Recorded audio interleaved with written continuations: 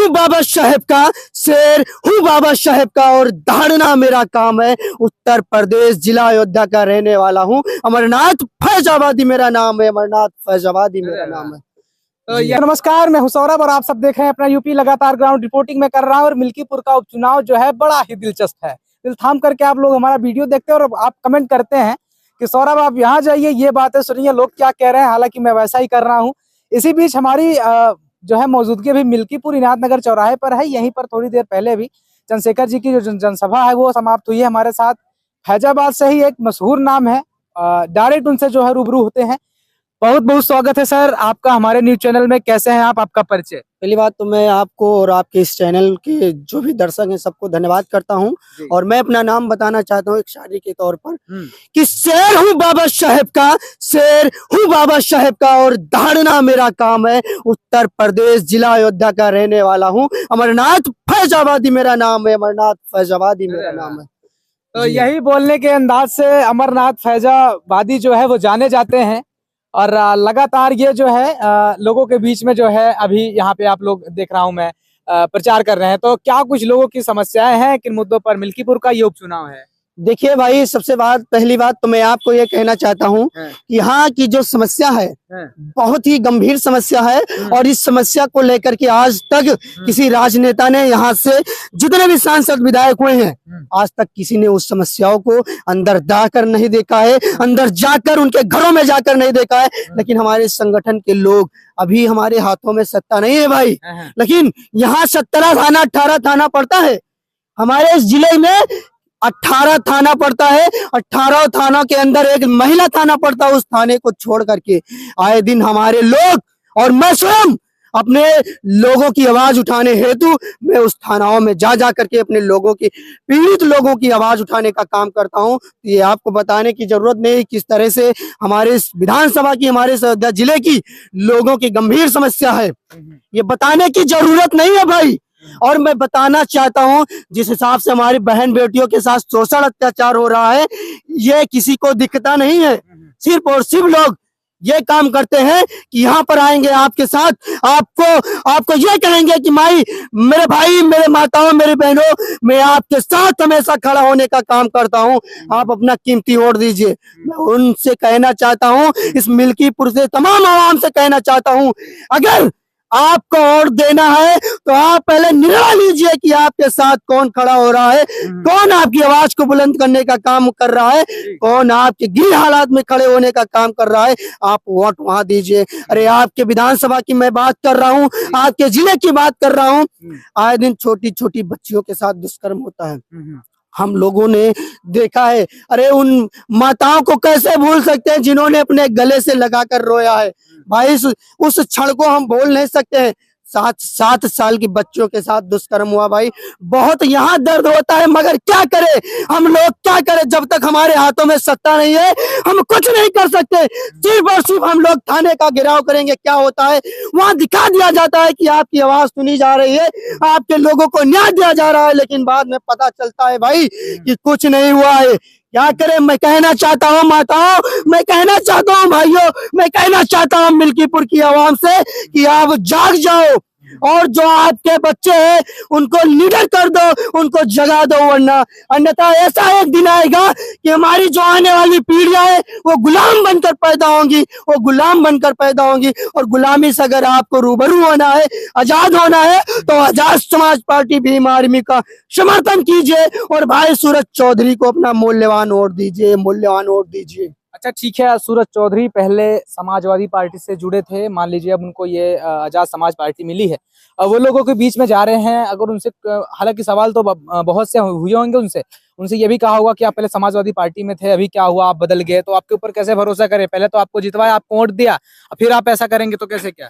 सबसे बड़ी बात तो मैं आपके मीडिया के उन दर्शकों से कहना चाहता हूँ भाई कि हाँ, हमारी पार्टी अगर सूरज चौधरी जी को लाई है तो बहुत अच्छा काम की। क्यों अच्छा काम की है? क्योंकि भाई सूरज चौधरी जिस पार्टी में थे उन्होंने अपना दिन रात समय दे करके, दिन रात एक करके उस पार्टी के उस सांसद साहब को जिताने का काम किया जी। वो हमारे इस बीच के रहने वाले, लेकिन क्या हो रहा है, अरे आपने उनको आश्वासन भी दिया था कि आने वाले विधायकी में आपको वोट दिया, आपको सदस्य घोषित किया जाएगा, आपको टिकट दिया जाएगा, लेकिन मैं पूछना चाहता हूं उस महोदय जी से, आपने ऐसा क्यों नहीं किया? तो भाई जाहिर सी बात है, जो आपके साथ दिन रात खड़ा होने का काम कर रहा है, अगर आप उसके पैर को काटने का काम करेंगे, उसके सर को धड़ से अलग करने का काम करेंगे, तो जाहिर सी बात वो कहीं ना कहीं ऐसे लोगों का सामन थामेगा जो सबकी आवाज को बुलंद करने का काम करता है, जो सबकी आवाज को बुलंद करने का काम करता है। समाजवादी पार्टी कह रही कि हम तो भाई चुनाव जीत गए, अब किसी के इधर उधर करने से कोई मतलब नहीं है, चुनाव तो अब मेरा है,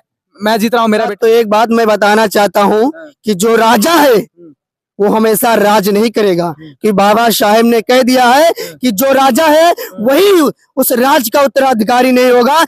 यहाँ पर इलेक्शन इसीलिए होता है कि आप जो यहाँ की जनता है, जो यहाँ की आवाम है, उन लोगों को चूज करे जो उनको समझे कि हमारे लिए काम कर सकते हैं, और दिखाने की जरूरत नहीं है, क्योंकि दिखाने तो बहुत लोग आते हैं। मैं पूछना चाहता हूँ 7-7 साल और कितनी बार यहाँ तो विधायक बने हैं, न जाने कितनी बार उन्होंने यहाँ विधायक बना है, और इस बार तो वो यहाँ से अपना सांसद भी निकाल दिए हैं। मैं पूछना चाहता हूँ भाई, अगर आप वाकई में मिल्कीपुर की जनता के लिए कुछ करते रहते तो शायद आज आपको इतनी दौड़ने की जरूरत नहीं होती। आप दिन रात एक कर दे रहे हैं, और आज तो आप लोग देख ही रहे हैं। पत्रकार महोदय जी, आपको ये बताने की जरूरत नहीं है, आपको मालूम होगा कि हमारे आने वाले साथियों को जिस हिसाब से रोका गया हर एक चौराहों पर पुलिस प्रशासन के अकॉर्डिंग, या इस जो वर्तमान में सत्ता चला रही है सरकार, इनके अकॉर्डिंग जो हमारे लोकल के लोगों को भी रोका गया। मैं पूछना चाहता हूँ वर्तमान सत्ता से, वर्तमान सत्ताधारियों से, उन सरकार से, क्या तुम्हारी इतनी देर तुम्हारे अंदर घुस गई भाई चंद्रशेखर आजाद जी की, या भाई सूरज चौधरी जीत न जाए इस चीज की कि आप हमारे पदाधिकारियों को, या हमारे आने वाले दर्शकों को, या हमारे आने वाले साथियों को आप रोकने का काम कर रहे? ये भाई कहीं ना कहीं ये साबित कर रहा है कि आपके जहन में वो डर बस गया है कि भाई अगर वो लोग वहां पहुंचेंगे तो भाई सूरज चौधरी जी के समर्थन में जाएंगे, और भाई सूरज चौधरी और भाई बड़े भाई एडवोकेट चंद्रशेखर आजाद जी के कंधों को मजबूत करने का काम करेंगे। इसी वजह से आपने हर एक चौराहों पर हमारे साथियों को और साथियों की गाड़ियों को रोकने का काम किया है। क्या लग रहा है, युवा है आप, युवाओं के जो मुद्दे हैं किस तरह से सदन में उठाने चाहिए, किस तरह से उन पर कार्य होना चाहिए, यूथ क्या कुछ सोचता है, और खास करके मिल्कीपुर को लेकर के, क्योंकि अभी चंद्रशेखर रावण जी ने भी कह दिया कि इंडस्ट्रियल एस्टेट की बात करी थी, तो कैसे देख रहे हैं सारे प्रकरण को? मैं सर्वप्रथम बताना चाहता हूँ युवा को कि संघर्षों के साए में घनघोर अंधेरा चलता है, और जिस ओर जवानी चलती है उस ओर जवाना चलता है, उस ओर जवाना चलता है।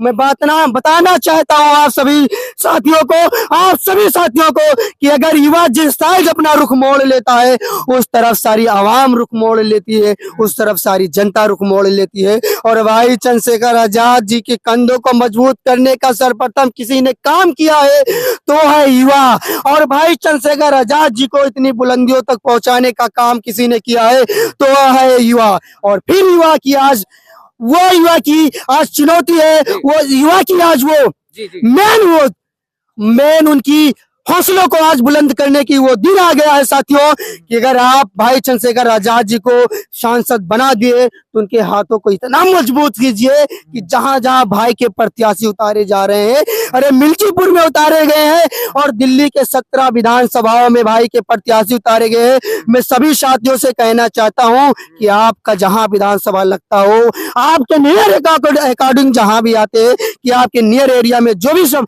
विधानसभा आता हो, उस विधानसभा में भाई चंद्रशेखर आजाद जी के हाथों को मजबूत कीजिए, और जहां के वहां के जो प्रत्याशी है उनको जिताने की कोशिश कीजिए। जी अगर नहीं जिताएंगे तो आने वाला वो दिन दूर नहीं जो आपके दिमागों पर मानसिक गुलामी रूपी धागा को बांधा गया है, मानसिक गुलामी रूपी डोरी को बांधा गया है। अच्छा ठीक है, आप कह रहे हैं कि सबको गुलाम बनाया जा रहा है, कोई विकास नहीं हो रहा है, आवास नहीं मिला आपके गांव में, किसी को बाथरूम नहीं मिला, चीजें नहीं मिली, बिजली मैं बता दूं आप क्या नहीं मिल रही है। मैं बता दूं आपको, अगर आपने सड़क दिया है, मैं ये नहीं कहूंगा कि आपने सड़क नहीं दिया है, लेकिन मैं पूछना चाहता हूं, अगर आपने मुझे सड़क दिया है तो आप मुझसे टैक्स क्यों ले रहे? अगर आप मुझे सड़क दिए तो टैक्स लेने का पहले टैक्स नहीं लगता था, अब मैं इसीलिए तो कह रहा हूँ भाई, अगर आप सड़क बनवाने का काम कर रहे हैं, आए दिन न जाने कितनी सड़कों को आपने बनवा दिया है, लेकिन वहीं पर आप आए दिन उस सड़कों के टैक्स को बढ़ाने का काम कर रहे हैं, तो कहीं ना कहीं आप जनता को लूटने का ही तो काम कर रहे हैं। आपके कहने का मतलब है कि टैक्स को जो है थोड़ा कम करना चाहिए, इतना ज्यादा टैक्स नहीं बढ़ना चाहिए, टैक्स निःशुल्क करना चाहिए, क्या आप कहना चाहते हैं? पहली बात तो मैं कहना चाहता हूँ, जिस हिसाब से हमारी आवाम है, जितनी गरीब हमारी जनता है, उस हिसाब से किसी की हैसियत नहीं है भाई कि टैक्स दे सके। अरे टैक्स लीजिए उनसे जो आपके यहाँ आपके बीच में दलाल बनकर बैठे, जो आपके बीच से आपके पॉकेटों से पैसा कमाने का काम कर रहे, जो आपके साथ रह करके आपके पॉकेटों से आपके बीच आपके लोगों से पैसा लेने का काम कर रहे, उनसे टैक्स लीजिए आप। लेकिन उनसे टैक्स लेते हैं भाई जो शायद एक टाइम के खाने के लिए तरसते हो। अगर वो कहीं साधन खर्च करके, कहीं पैसा लगा करके, कहीं भाड़े पर किराया लेकर के गाड़ी को कहीं निकलते हैं, तो आप उनसे 400 रुपया, 150 रुपया, 180 रुपया, 320 रुपया, इस अकॉर्डिंग में आप टैक्स लेते हैं। मैं पूछना चाहता हूँ, अरे भाई वो तो वैसे ही ऑलरेडी भाड़ा लगाकर उस गाड़ी को बुक किया है, तो आप क्या कहना चाहते हैं महोदय? इस तरीके से अगर आप उन गरीब को और गरीब बनाने की कोशिश कर रहे हैं, तो मैं आपको चैलेंज देता हूं, मैं आपसे कहना चाहता हूं कि अब जनता जो है जागरूक होने का काम कर रही है और बाबा साहब के संविधान पर चलने का काम कर रही है, तो आपकी सरकार ज्यादा दिन रहने वाली नहीं है, आपको उखाड़ फेंकने का काम करेगी ये जनता और ये युवा। जी, बहुत बहुत धन्यवाद बातचीत करने के लिए हमसे। बहुत बहुत आपका भी धन्यवाद और आपके दर्शकों का भी और आपके कैमरामैन का भी मैं आभार प्रकट करता हूं। बाकी जय भीम, जय भारत, जय जवान, जय किसान। और इस धरती के सींचने वाले, इस धरती को अपना बीज रोपण करने वाले, अपने खून के एक एक कतरे को देने वाले बाबू मित्र सेन जी को मैं हृदय नमन करता हूँ, हृदय नमन करता हूँ।